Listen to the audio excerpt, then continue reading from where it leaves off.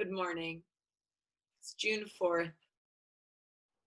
I mean, I feel like my overall emotion is just what the fuck, you know, with everything. Sophia will be on in a little bit. I'm sure people will pop on here slowly, but um, our intention for today was to just come together and to not have any real agenda and to talk and ask questions. And it can be about Juice Plus, it could be about your business, but it can also just be about anything. Um, and I think what we're all learning is that we are not the experts on anything. um, and just taking the role of a student. And so if there's anything that you have learned in the past week that you want to share, this is really just supposed to be an open platform today. And so I appreciate those of you that have decided to show up. Um, it's been really hard for me to show up in any capacity for anybody other than myself in the past few days. And learning that that's okay is really hard for me. So yeah, I definitely would also like to do a little visualization and some meditation before we hop off today too, and we can wait till everybody's here. But does anybody just have something on their heart that they want to share, or how they're feeling, or? I have to say, I just recently in the last couple days joined a book club with some people virtually, and we're going to be reading the book White Fragility. I started listening to the audiobook just like while I was outside doing things, and I'm like mind blown. I'm only on about chapter 3, and just all the things that it's talking about and bringing up are topics that I've rarely, if ever, even considered. I mean, the definitions of racism and white supremacy are things that still exist today. They sound, oh, to our fragile white selves, right? They sound like, oh, no, that's not me. Oh, that's not me. And I'm just learning so much about how they still persist in the world today in more of an underlayer, something that we don't want to talk about, we don't want to relate to. But, they're not like these huge, crazy, scary things that you would think of. They're in the everyday. So, just learning about all that and really coming to terms with that and looking at myself and the people that I love and having these tough conversations. I mean, Zach and I sit out on the back deck and talk about systemic racism and that kind of stuff now. So it's been really interesting and eye-opening, and I know that I'm just barely scratching the surface of everything. So, for me, it's just been mind-blowing in the past few days, like what I've learned and what I've found out that I still have to learn. So if anybody is interested in doing the online book club for White Fragility, it's going to start on the 11th, I think, is going to be our first meeting about it. So I guess hit me up. Hit me up if you want a link to the group. I can find it for you. Cool. Thanks, Kayla. I resonate so hard. Yeah. Something that I am thinking about with this next reset, we are going to have some sort, we haven't figured out all the details, but we are going to have a group that's going to be focused on educating ourselves about racism and anti-racism. So it might look like a book club. So maybe it's something that we can collaborate on based on what you're doing. And maybe we can learn from them and create something that we structure on our own so that we can have it align with our reset. And it's more of an option. I know Sophia definitely has, I think, a little bit more insight on that because she was there for the initial conversation with the leadership team. I was not. Anything you want to add on that, Soph? We can maybe we can even come up with some ideas today to bring to the team. Oh, gotta unmute yourself. Hello, good morning. Hello. Sorry, there's tea. My tea is not ready for tea time. It's boiling in the background. But yeah, no, Kayla, I was just thinking that too when you were saying that, because it would be awesome for us all to be able to do, because I've something together, and I'm wondering like how we could make that work. Because part of me, when we were talking about it, we were talking about a book club, but we obviously, if you're doing that one and then we're all doing this one, then that book is one of the books that everyone's had interest in as well. So I'm wondering how we could do that, because it seems like we're all in alignment with that. Yeah, I mean, if you guys want to jump on the group, it's this woman named Janet that used to live here who I've worked with in the past. She's like, I look up to her so highly. I feel like I respect her level of, knowledge and insight and all of that. And so she's going to be the one that is holding the book club. So I don't know if you guys wanted to jump on to that, the Facebook one, or if you wanted to sort of like do our own little side one with the same book. That's up to you. Well, the reason why we're thinking about doing a side one is because we want to invite the resetters to have the opportunity to do it as well. That's kind of like our little side offering that we're, you know what I mean? Since we wanted to do something for our business but didn't know what that looked like, and we didn't want to also reformat the entire reset, because that's not, we're using the reset every other month and we want to keep it the same. So I'm wondering though, if it is like a similar book, because I know Gwen was interested in that book. Like I've heard maybe we just do that, and then even though you're doing the other one, we'll also have like a forum of some kind, that you'll also be reading the book anyway, so you could participate, or like if you felt called to jump in on the chat about it, you'll have probably be ahead of the game. But Honestly, how does that like sound interesting to everyone? yeah. And I think I would love to be invited if there's a Facebook group, just to kind of see what they're doing and get inspired by it. Politely steal some ideas, maybe. Yes. Cool. Yeah. I think that's awesome. There's just so many opportunities, I think, right now to be leaders in this and to build community around it, because like we've heard multiple times, this gets to be life work. And I feel like I've just been in a constant state of gratitude for my life and everything, but just grateful for all of the amazing women in our community who are not like, the resistance isn't even there. It's like, okay, great, I'm here to learn, like how, like what do I need to do, like let's do it, like so open. And for me, I wonder if you guys have felt this way, that just seems like the norm, that of course you're going to be open to learning, like the resistance like is maybe confronting, but I just expect everyone almost to be that open. And when I'm witnessing that it's not that way, it's super shocking to me, because my community is this, and how maybe we navigate other folks that are maybe like on the outskirts of our little bubble, our world of like wanting to do good. We're like jaded in that way, that you guys give a fuck. There's a lot of people we know that do not give a fuck. Yeah, it's true. I think there's a lot of people that want to have the conversation too, and they don't know who and where to have it. And so just having a forum to like get it out and be able to discuss it is so helpful. Awesome. Have you guys had any of those hard conversations with people yet? Yeah. Yeah, I asked our rugby team to take a knee the other day at practice, and I was like kind of shocked at some of the resistance that I got around it. And I think it was more about confusion, not about the cause. And so I think it was like people thought it would be political and they just didn't understand. So kind of like when Colin Kaepernick took the knee 4 years ago, people just didn't understand. They didn't like his forum. They thought he was saying, fuck you to America. And that's not the case at all. He was just highlighting that there are issues that need to be fixed and resolved.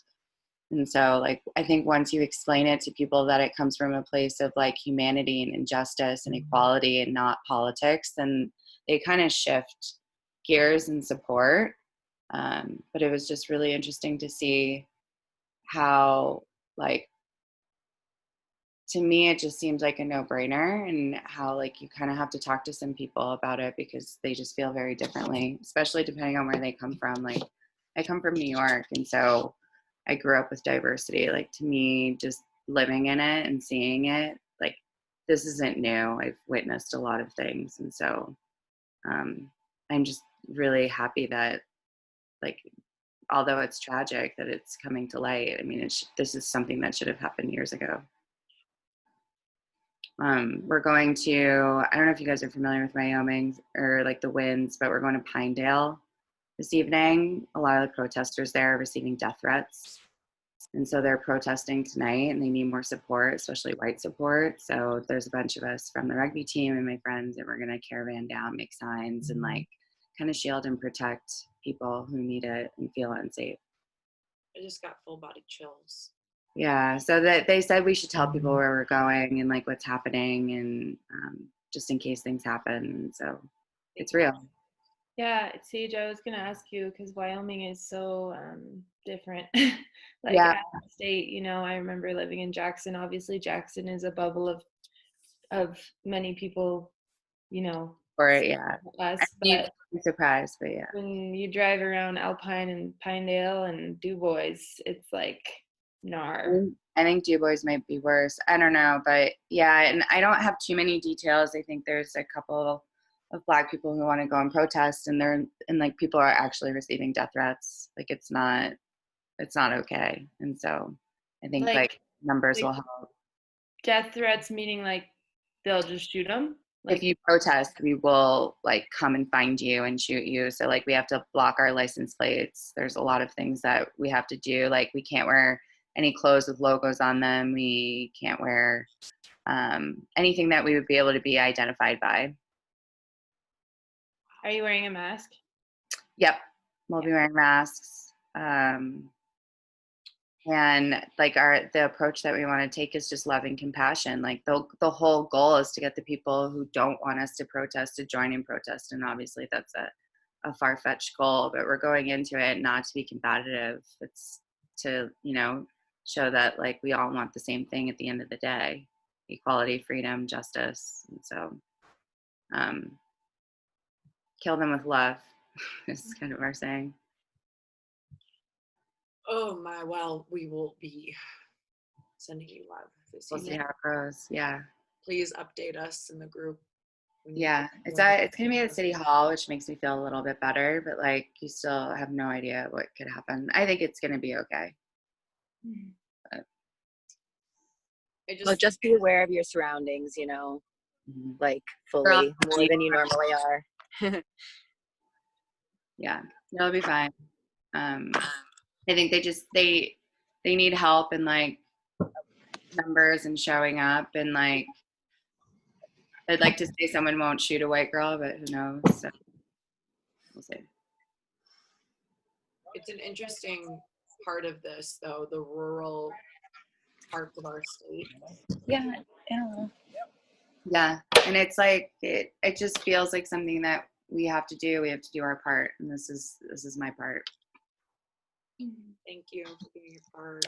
It seems so small in the grand scheme of things, but You know, I don't think it is. And I mean, Hannah and I don't know if you mentioned this, but we did the little peaceful protest last night in Vail. And like we were all laying on our stomachs chanting "I can't breathe" for 8 minutes and 45 seconds. There was like 500 people in the middle of Vail Village. And I have to say, like, for me, I know it's a small part and I know this is a very privileged white area, but I would have never embodied like what happened as much as if I didn't go. And like it was very healing and intense. Like I almost, when you're doing that and you're really thinking about like George Floyd and what happened, like you put yourself in his position and you do it collectively, and even just walking down the street together, I mean, like it seems small, but I don't know, I know Hannah and I could probably both agree it was very healing because we got to release a lot and we got to be in this community together, and there's something to say about embodying what's really happening, you know, like taking the time to actually do that. Yeah. And the ownership and empowerment around it, that we do have a voice in this, that just because we're white and we're privileged does not mean that like we can't speak on this. And I think that's a big issue with a lot of people within our community is, who am I to say anything about what's going on? Yeah. Like, actually, you are the person that needs to speak. And just to be Right. walking alongside people in that community, I was like, no, I know that I can be a part of this shift. And that was a really powerful moment as well for me. So, and also, like, we were walking and a lot of folks were having dinner outside at the restaurants, a lot of guests and tourists. And Tom, my boyfriend, was just like, that's why we showed up. Yeah. There were a lot of people there that were, you know, clearly like supportive, like, this is awesome while having dinner. But there were definitely people that were like, you know, taken back by it. And it's like, that is the impact. Like, they will remember this. Mm-hmm. And this is our community and what we stand for, and the fact that our police was walking alongside us. I don't know, it just, we can, even if it seems small, I think it's so, what you do at home and daily, and like the impact, it's a ripple effect, right? And as a community, this right here, like, this is power. Each one of us on the screen is so fucking powerful and has so many people in our lives that we can work with, you know? Mm-hmm. So one thing I want to add, just the beginning of this book really has like just started to open my eyes to the power that we do have because of the position that we are in. So they brought up the fact that, you know, back in the day, women did not have the right to vote.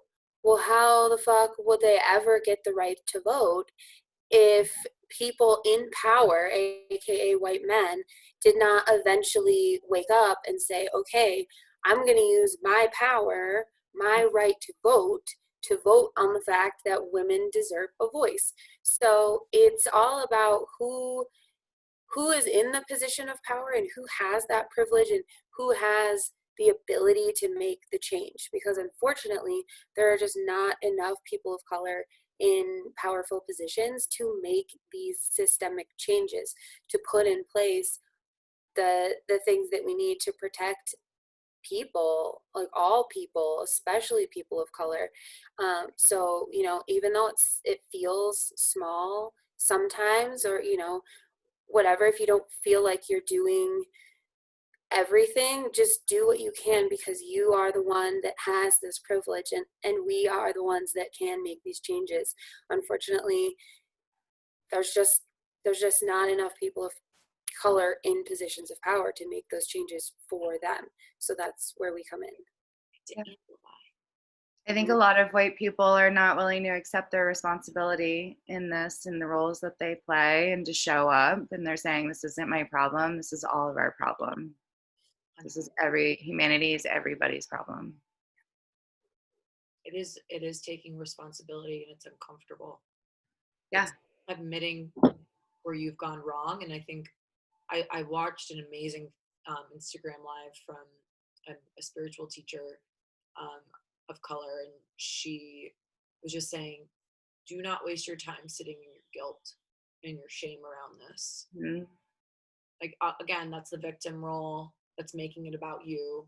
Mm-hmm. And I think that a lot of us can feel really guilty for the lives that we've been born into. I know I have in my life. But to not waste our time there and just be like, this is it. Mm-hmm. Let it be leverage. Yeah, I'll share with you guys. It was really interesting. There was like a diagram of like your role during this time. And there's just so many different roles, because I struggled so much with like, what's my involvement? Who am I in this movement? And like, what position do I play?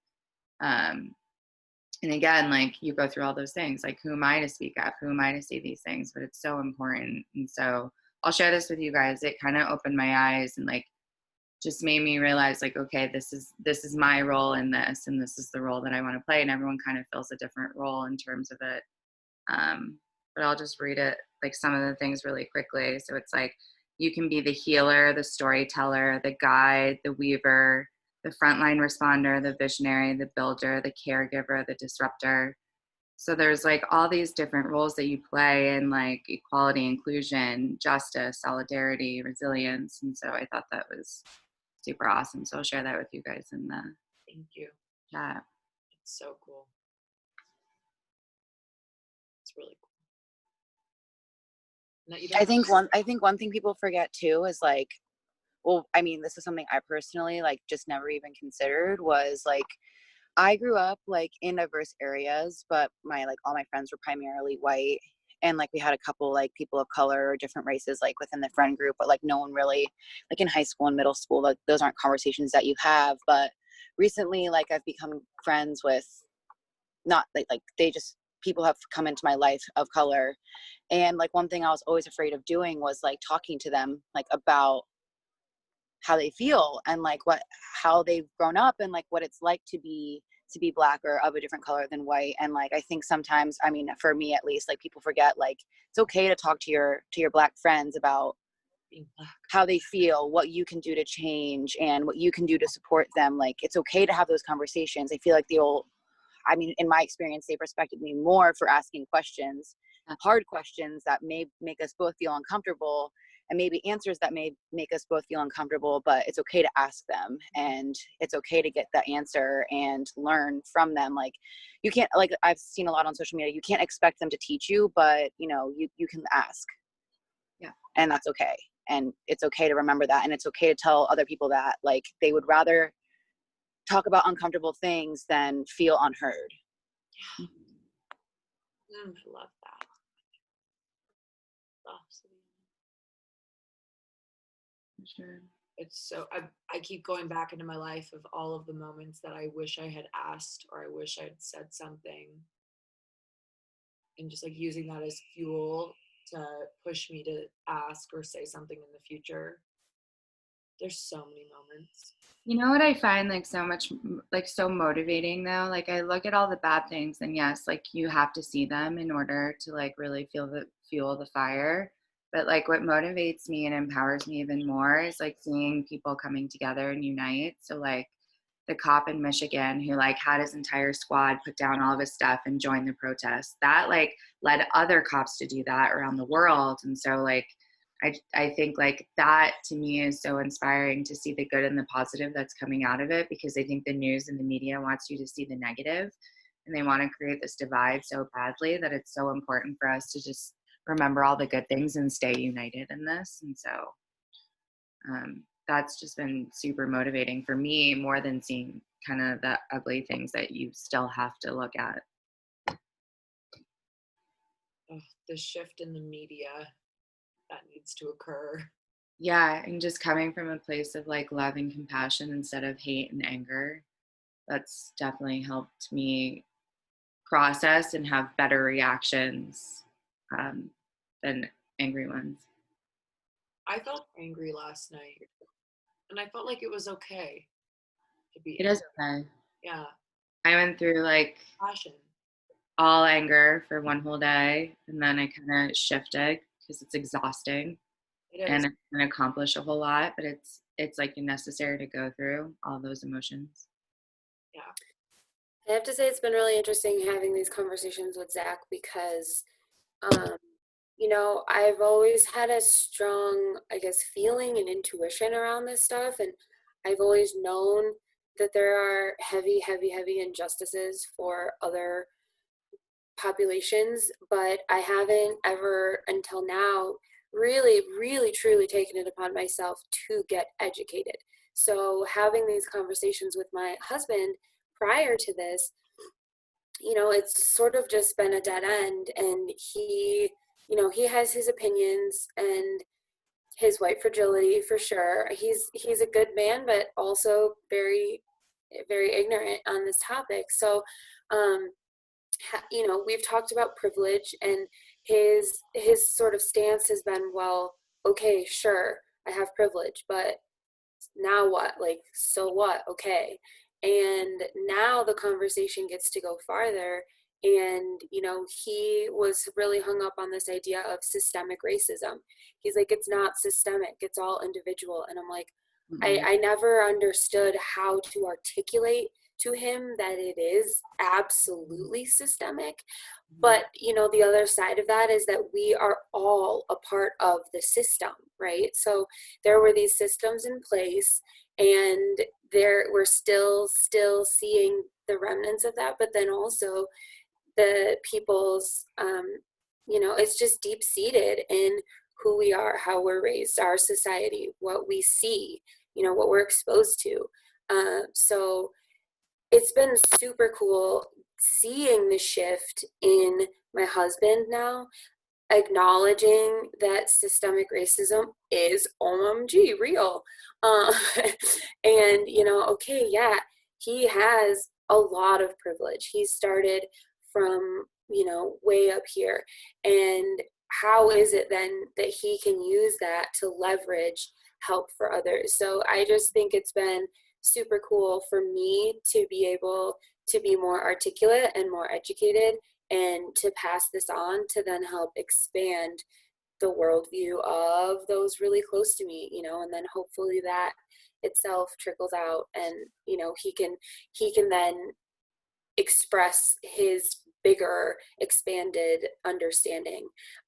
So yeah, it's just been really cool to see, you know, and I had a conversation last night over dinner with my neighbors as well, who, you know, one of whom is just, bless her soul, blissfully ignorant in all of this. And she was mind blown. Like, she was just silent because myself and another friend were going back and forth about all this, like, really deep stuff, lots of details, lots of ins and outs. And I mean, I looked at her face and she was like, whoa, you guys, like, wow. And I'm like, yeah, dude, it's a lot. So it's really cool to just like hear and see and know that these conversations are, they're hitting people who have had good intentions but haven't been willing to have the conversation. So, you know, me included, like, yeah, it was really uncomfortable. I didn't want to talk about it.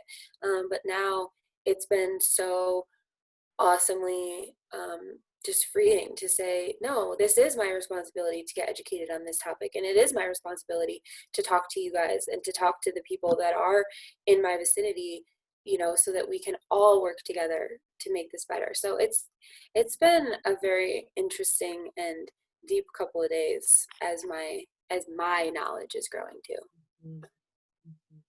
I mean, that in itself is huge, right?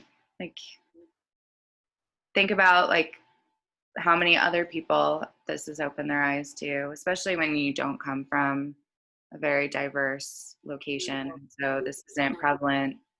Like, I moved from Long Island, and like it's the most segregated, racist place I've lived in. But like, like Wyoming is different, but like you have people who it's like white town, black town, white town, black town, and all the property taxes go to the schools and they fund things. And it's like, it like goes back, it's systemic. And you have people who like want the divide so bad. Like, I saw a video yesterday of people protesting protesters, just like screaming at them for like protesting humanity in this movement. Like, to me, that like just blew my mind. Like, you live in New York, like one of the most diverse places in the world, and you're protesting people who are protesting. Like, that makes absolutely no sense to me. But like, racism is so alive and well, and I saw it so much when I lived there. It was like the stuff that came out of people's mouths was absolutely disgusting. And like, some people, you're not going to change their mind, and they're going to stay that way. And like, all we can do is just keep fighting the good fight and just keep educating and using our privilege for good and to overcompensate for those people. But it's real, for sure. I don't know if you guys follow Twitter at all, but every morning I check like what's trending, just because of like news sources there. And yesterday, you know, the Blackout Tuesday and everything, well, I saw people posting about like Whiteout Wednesday to like combat that. And it's just kind of comical because I don't know if you know what K-pop is, but it's like Asian poppy music, they like flooded the hashtag with like videos of K-pop, and then if not that, like actual photos of whiteout that you use on paper. Yeah. Like haha, like Whiteout Wednesday. So they like they took the hashtag that was meant to be the opposition and just like made it an entire joke. Yeah. And it was incredible scrolling through all of it. I And know isn't that amazing? Like these funny, but people, it's kind of funny. like, there's people all over the world. Like they were like people in Paris were told not to protest. They came anyway. Do you know what I mean? Like one thing happens in the U.S., this affects the whole world, and so it's awesome to see like not just the U.S. unite, but just the entire world come together. Yeah, I know. My boyfriend and I were talking. He was just saying, like, I wonder how long that, this is going to be so loud. Not that he's saying he wants it to be less loud. He was just like, I just wonder how long it's going to be. And I was like, well, considering the entire world is now involved, I think you should get used to it. Yeah. Which is a good thing. I saw something today. What was it? I just put into perspective what was going on in reference to Martin Luther King. Oh, I wish I could find it. It's gone. But basically, Hate not drive out hate. Yeah, but it was like the 16th day of protesting, and then they signed. Oh God, what's it called? The Civil Rights Act. Yeah. Well, was it the Civil Rights Act that was signed right after? Mm-hmm. Yeah. So it was 16 days of protesting, and so what are we? We're on day 4 of like, yeah. I think it'll go longer. Yeah. And I hope it does until things change. Me too. I'm just, it's shocking to me. Well, it's not shocking. It's just really upsetting how our government is handling it. Just hiding. Are you surprised? I'm not surprised, but it's just, I know. it's just so, it's just, I think Where's it's leadership? what was that? There's no leadership, so we have to take it upon ourselves to be those leaders. Yeah. Yeah. We, yesterday at the protest, we did have a few people following us yelling "All Lives Matter" and things like that. And they do, but it's not about that right No, now. I think it was mostly about like this. Yeah. This is what you guys are doing is stupid type of thing, and it's hard not to be angry. And like I said, I think it's okay. So something I've been toying with is kind of how to continue on with working in business and making a living. And I wanted to open that up for conversation because it doesn't necessarily have to do with Juice Plus, but whatever it is that you're pursuing. Jess, who spoke on Team Call this week, sent us a message and just talking about how it's really important that we continue to share this community and whatever your healing modalities are, because that's where the power is, and that you making money right now is really important so that you can, put it into the system in a responsible manner. And just to keep that in mind as you're talking to people and not feel, I think that sense of guilt, like how could I be focusing on my business growth or trying to sell something with all of this going on? And I think it comes back to the intention that you have behind doing anything. Like, and I know Sophia and I had a great conversation about this, that people need health now too. Inviting to this reset isn't about getting anything. It's about sharing something that can be really healing for someone right now. I really have been loving how much I've been hearing leaders speak on the self-care aspect of all of this, especially if you're out there protesting I mean, it's stressful, and if your immune system is weakened, you cannot contribute. You know, your cup might not feel incredibly full, but to at least feed yourself with love and compassion and grace so that you can then take action and educate, so your brain can be open and spacious to learn about what's going on. And so I just wanted to open that part of this conversation of, if you guys have resistance to doing your work and to talking to people about something other than systemic racism, and how you can maybe tie it into the conversation. I had that thought yesterday. And it was like feeling selfish for taking the time to do like self-care things or things for myself. And like, I just felt this like extreme guilt of like just having to do like, you know, put all the energy towards the movement. And like my friend reminded me though, like if I don't take care of myself, then I can't show up fully.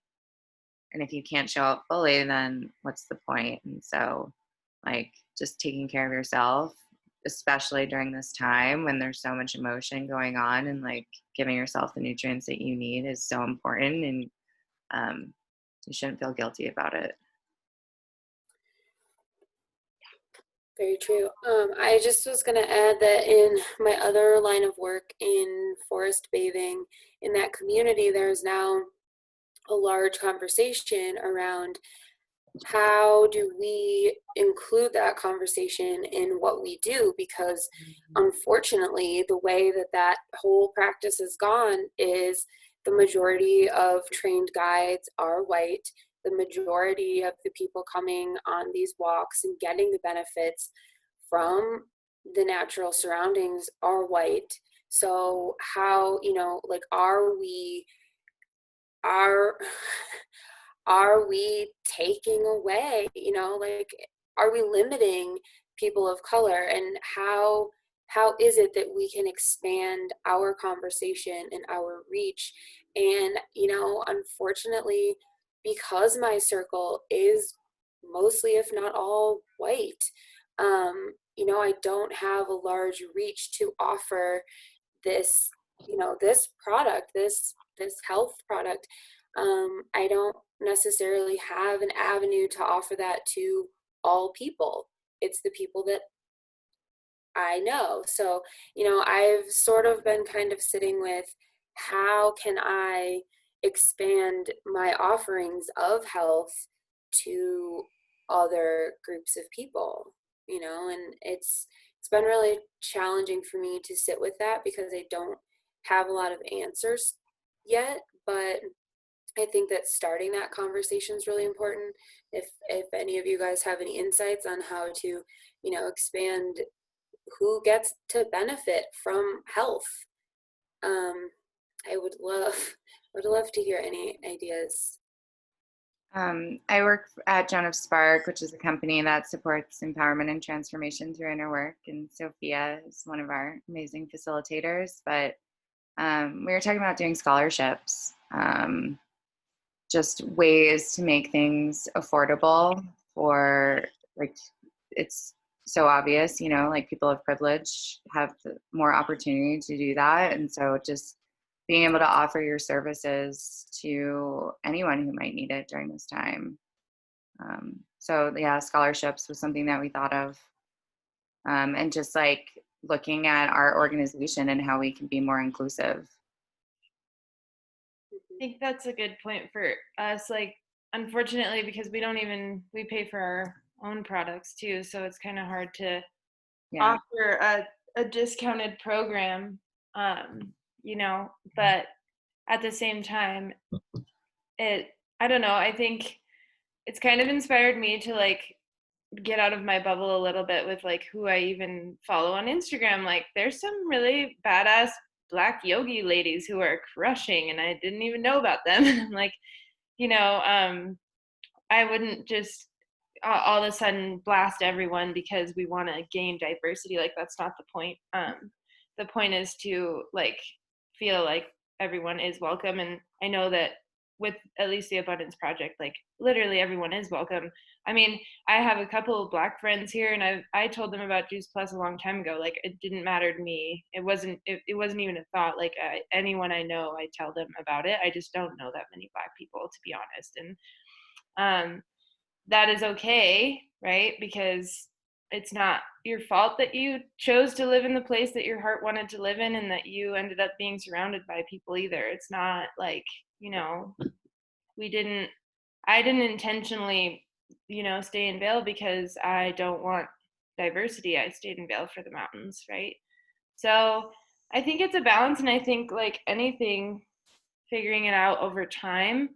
I don't know about you guys, but I almost feel like as we starting the process of like opening our avenues or minds, I think the reason why we chose this like support group, a side support group, like for the reset, was hopefully to educate white people, because most people who are doing this with us this time around are white, and we all agree that we could all benefit from education more. So that's kind of like where we started, you know. But I think that the possibility is endless, and eventually, like, I don't know, I just think it it's hard when you really are, that is your world, and like you would have to really go out of your box to shift that. And like also there's the idea, I don't know if you agree, Sage, or anyone, but like of overdoing it just because, like, that's also not the point, you know. It's like I think with Jonas Spark, like, that's perfect because you guys can do that, and Yeah, it it's a makes little sense. different. But if like a bunch of us just start reaching out to a bunch of Black people, like just because, like, that's not, we want to be authentic, and like that's why I feel like maybe reaching out and who I'm actually following on Instagram is the first thing, and then starting to be like, oh, this person would be perfect for this, right? And then maybe engage in that conversation or whatever. It's not, there's no, like we said, there's no answers right away, and it's going to come over time. But I think even just opening up our energy and the first step that we're taking is just the reset side group, you know, and offering that when we invite people. So I was gonna just, this is the script that we kind of like, you don't have to use it, but we made in the leadership chat for invites, because we wanted to include that we are doing this, and that people know going into it that they have that opportunity. So we're not just like, hey, come join the health reset, like that's it, you know. And then they're like, well, what about, you know. So we decided it would be a good idea to mention it when we, in the beginning, you know, and open up the doors. And Hannah, actually, we went on Insight Timer to check out the meditations that are on there for because we like to, you know, do thanks, Kristen. Yeah, I was just reading that. Yeah, I'm so grateful for all you guys. But Hannah, you can tell them about what you found. Oh yeah, there's on Insight Timer there's a playlist of all teachers of color. So it's really, really cool.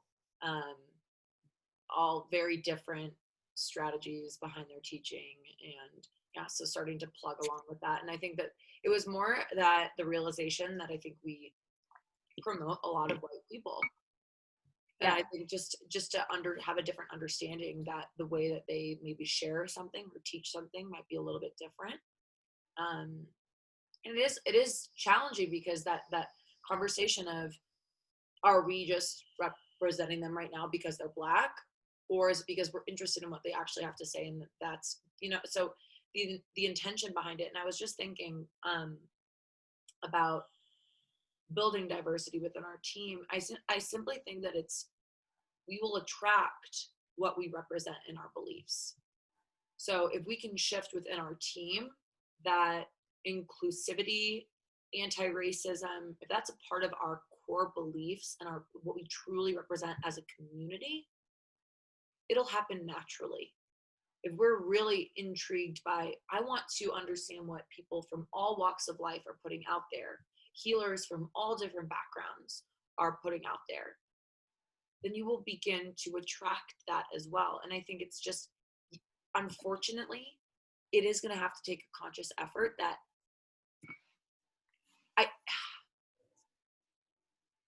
I will start following people because they are Black, because I want to understand what, like, them. And I think that's okay, because it's not like out of guilt, and it's not out of trying to get something from them, but it's simply trying to build my own awareness. Yeah, and educate yourself. Exactly. Yeah.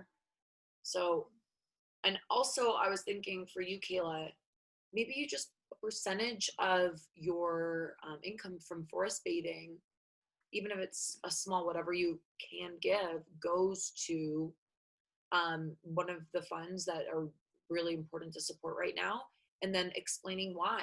So it's an opportunity to educate, and also people, by supporting themselves, are there then supporting other people. I like that. Mm-hmm. I know I plan on doing that too. So Yeah. You know, we can't just like flip our business over right away, but yeah, we can do stuff. And I love the idea of starting, because the last Body Love Reset, everyone was really impressed with Sarah's meditations.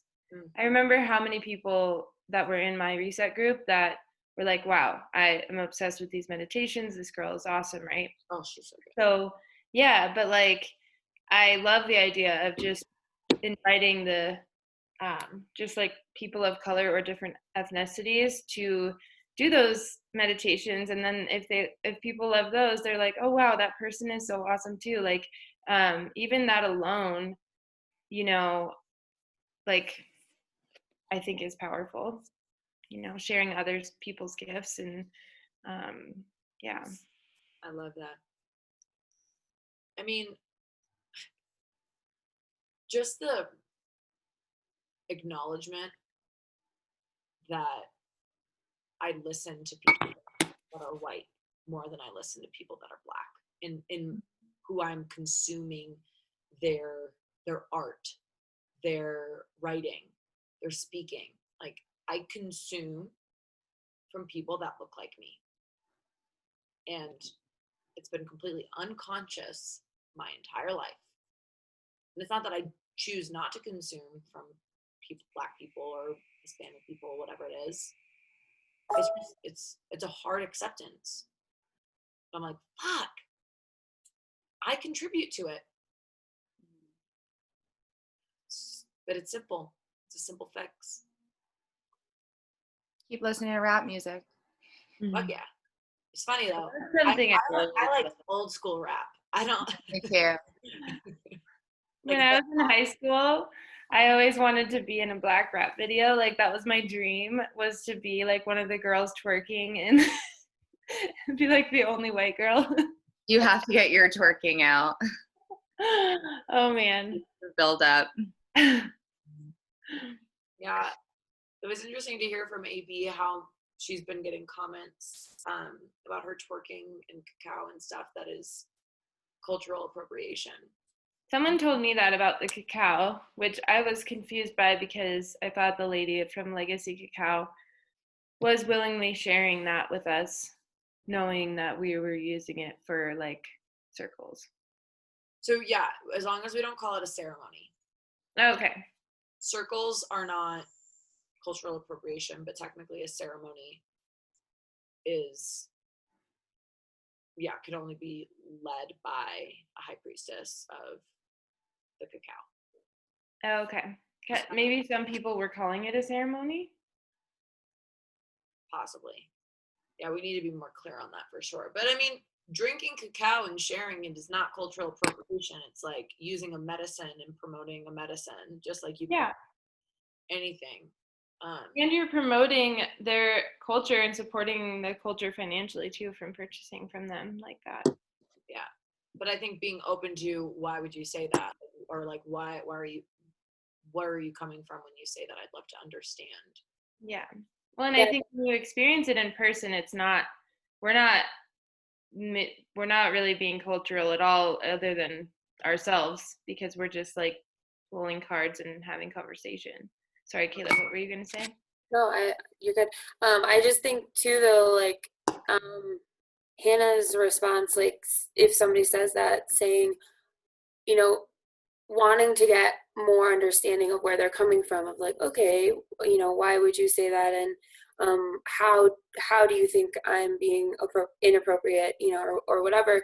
Just leaving that space open to hear what people would say, I feel like is kind of combating, well, it's definitely combating that, some of that white fragility, honestly, of, you know, because we get so defensive of like, well, no, like, I'm not doing that, I'm not doing that, I'm not doing that. We get the opportunity now to say, interesting that you would say that, and, you know, I'm sorry if I've come off that way, like, can you educate me on why you think that? So yeah, I mean, I think, Hannah, that's like the perfect response. But yeah, Sophia, I mean, that doesn't necessarily mean we're being inappropriate, but leaving that space for like why somebody would it take it that way.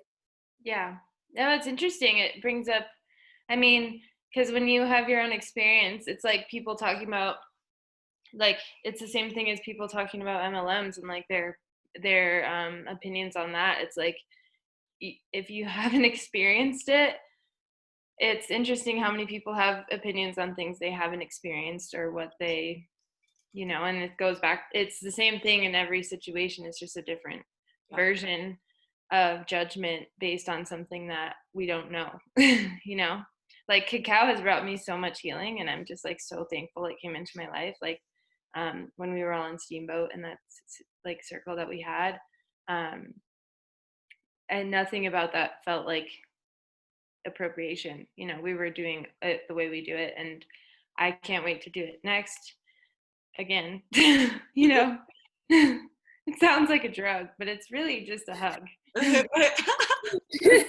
It's a drug hug. Sage, if you come to, are you coming to the retreat? Because we're gonna. Yeah, I will be there. You are coming? Yay! Yeah, I You just feel have, like you're gonna do forest bathing? What was that? You're gonna do Forest. forest bathing at the retreat? Well, I don't know if I can come, because I talked to Zach and he's like pretty set on the fact that we'll most likely still be in Massachusetts that weekend. Come on! You tell him what's up. But I know it's been this whole thing though, like planning the Massachusetts trip, and like we've been kind of like riding this wave because we're supposed to go to like 2 weddings, so we're kind of like talking to his family, and it's, I know, All these people still trying to get married during COVID. Like, just wait. What's the hurry? You're engaged. yeah. Yeah, the wedding got canceled, so that's why we're like trying to figure out, are we gonna shift it back because we don't have the wedding to go to, and like his family's got this little like New Hampshire lake house that they call the camp, and yeah, I don't know. Cute. Yeah, it's cute. So we're gonna figure out the family time stuff. But My family is on their way to Colorado right now. my mother is leaving her house tomorrow on her way to Colorado. We're about to have a lot of fun, aren't we? So much. No, I'm actually excited. I'm excited. I am. But on the lines of the cacao circles, though, I wanted to just share. Did I get an opportunity to share with you the cacao ceremony that I got to experience in Costa Rica that was led by a shaman? Yeah. It was phenomenal. Like, it was crazy that it was just cacao and breath work. Like, insanity. So, oh my God, this shaman guy was like the sweetest. I can't even explain him, but you know, afterwards, after this like crazy experience of like, you know, we laid down, and it just was like such a mind and heart like journey. I mean, I was bawling, I was this, I was that. He had this drum, and he said, breathe with the beat of the drum. So he kind of controlled our breath work. which was insane. Cause have you ever sustained, like, I don't know if you guys have much That's what I experience. teach. Really? Okay. Holy mackerel. Like, combine that with the cacao and with like his messages. He was like talking and reading and kind of guiding us through this stuff. And one of the things that he said that really hit me was, imagine somebody in your life that you are, struggling with. Imagine your hearts seeing each other in unity and understanding. Unity and understanding. And I was like, oh my gosh. And just like, mind blown, heart blown wide open. I'm bawling, like all these things. And afterwards, you go up and I just give him this big hug. And I was like, thank you for that. It was very powerful. You're a beautiful person. And he looks me in the eyes and just says, I'm just a mirror. Like, it just, I don't know. Him. Seriously, I was like, dude, come on. It's just a way to give your compliments right back. He's like, oh, I'm just a mirror. Well, that's what I love about breath work, though, is the whole concept that you don't need a teacher. Your body is the teacher. Your breath is the teacher. You do not need a guru to heal Guru you. free. Exactly. Which is the premise of the company I work for, Genospire. Yeah, Yeah, it's all guru free. I love it. The true guru is within you. Yes, yes, yes, yes. And that's like, honestly, the guru's message was, I'm just a mirror, like you have it in you, but The I'll take breathwork it. style that I'm like being trained in right now. This the whole concept, like the whole company is based on, ending this whole healing modality of you must have a guru. Because I do believe that, yes, having someone holding space for you, like for example, what Sophia does with MFR and unwinding, like to have someone holding space energetically and to guide you is amazing. But it's us doing the work. We're a lot, like we're trusting our body to go there. And I'm really needing more of that soon. Well, honestly, like when I said, thank you for what you're doing, thank you for this ceremony, he said, thank you for your diligence. Like putting it right back on me, like, thanks for doing the work. It's, yeah, I held the space for you, but you're the one that did the work. So yeah, it's, Fuck yeah. Who was it? for the life of me, I cannot remember his name. I know you did the Kundalini with Jai Dev, and I'm I did. so obsessed with him. It's absurd. Yeah, I did. Never been a hotter Kundalini teacher. Well, he literally held space for me to take a 45-minute nap amongst So I don't know what happened there, but yeah, he said the words and I was like, yeah, you're right, I'm tired. And I fell asleep. I'm gonna take a nap. Sometimes you just need permission from someone to take it. Sometimes I'll be like, Tom, I'm really tired to go take a nap. I'm like, okay. Oh, guys. I don't know how to nap. I just lay there and stare at the ceiling for like an hour. It's terrible. You don't know how to nap either, Sophia. Oh, I can.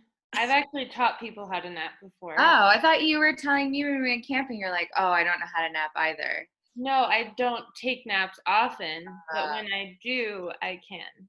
No, I can't. If I'm exhausted and I know I need a nap, I will take a nap and it will feel so good. My friend Savannah doesn't know how to take naps. Maybe I was telling you that because I was trying to teach her how in college. I was like, okay, you lay on this couch. I'll lay on this couch. We're gonna Close your eyes. I can't either. I'll just like watch the paint dry. It's terrible. I am the queen of a 10-minute power nap. That would Mine's like an hour, 30. I can't do over 30 minutes or I don't wake back up. Like I'll take 3-hour nap. Yeah, I was telling Sage that Alex literally takes 5-hour naps. Like I would be like, what day is it? What time is it? Like I could he'll go to sleep at like noon and wake up at 5. And I'm like, dude, that's crazy. No. I couldn't do that because then the you day is gone. I know. I'm like, dude, get up. Like, stop it. You're going to ruin both of our sleep cycles. right? This isn't about you. This is about me. Tom's really good at that too, though. He'll like go to, he just sleeps a lot more than me. but he's a projector. They're growing Mhm. boys, Yeah, even though they're not growing. much bigger than me. But no, I'll do the 10-minute nap and it will feel like I slept for an hour. Yesterday I did it and I came upstairs. I'm like, Tom, how long have I been asleep? He's like, 10 minutes. I'm like, I feel fantastic. No, yeah, I'm like a multi-hour sleeper. I love it. Oh, guys, ladies, sorry. I'm trying to break that habit.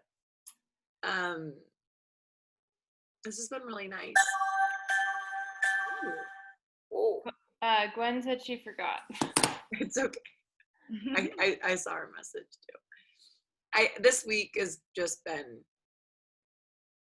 all over the place. I think, yeah, for everyone.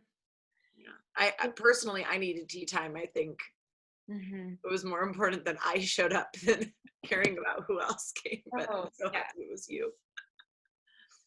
Yeah. Oh, bye, Keila. All right, ladies. I'm going to end the recording. Bye, everybody.